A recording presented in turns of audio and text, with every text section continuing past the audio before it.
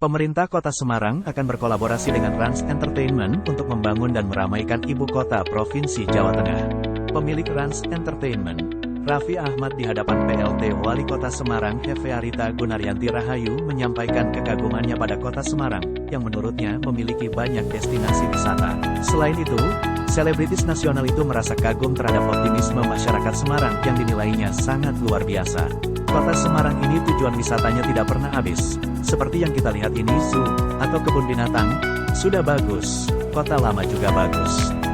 Jadi insya Allah kita dari RANS akan menjalin kolaborasi dengan Semarang, saling support supaya Semarang semakin ramai, baik di entertainmentnya, lifestyle-nya ataupun yang lainnya. Papar Raffi saat kunjungan ke Semarang Zoo, Minggu, tanggal 25 Desember.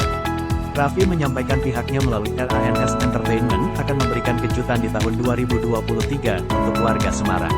Soal penawaran dari Raffi Ahmad tersebut, PLT Wali Kota Semarang Hefearita Gunaryanti Rahayu membenarkan bahwa Rans Entertainment akan kolaborasi dengan Pemkot Semarang di tahun 2023.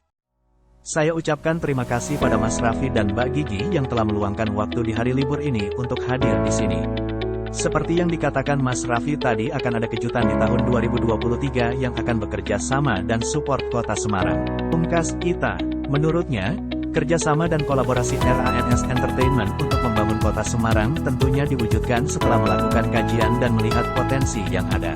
Nantinya agar dilihat dahulu potensi apa yang ada di Semarang ini, termasuk di Kota Lama, kata Ita. Dia menambahkan rencana tersebut bisa segera terrealisasi di tahun 2023. Yang bisa diterima manfaatnya oleh masyarakat dan menjadikan Semarang lebih hebat.